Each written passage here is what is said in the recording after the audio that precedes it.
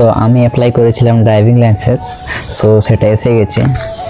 আর এই যে দেখতেই পাচ্ছ, সো চলো এটাকে আনবক্সিং করা যাক। আমি প্রথমবার আনবক্সিং করেছিলাম, সো চলো বার করা যাক। বাট আমি কিছু দেখি, মানে শুধু ছবিটা দেখেছিলাম যাতে কেমন আছে। সো প্রথমে আছে একটা চিট, এই যে অ্যাড্রেস দিয়ে আছে এটাতে, আর এটাতে এটা সেরকম কিছু নেই।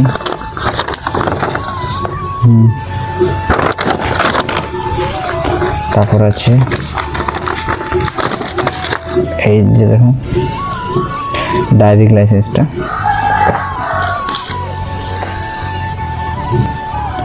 সেটা আমার 15 দিন পরে চলে এলো। আমার ডিএল টেস্ট, আমি ভিডিও বানিয়েছিলাম ইউটিউব ব্লগ ভিডিও, ওটা চাইলে তোমরা দেখতে পারো।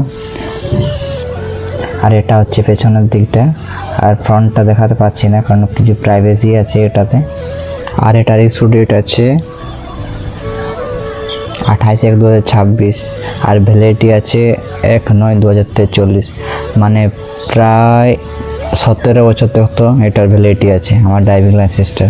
সো তোমাদেরও যাদের এজ 18+ হয়ে গেছে, তো তোমরাও ড্রাইভিং লাইসেন্স অ্যাপ্লাই করতে পারো গাড়ি চালানোর আগে।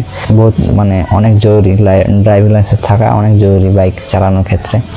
যেই চালাও, বাইক বা 4 চাকা যেই গাড়ি চালাও, তো চালানোর আগে ড্রাইভিং লাইসেন্স থাকা মোস্ট জরুরি।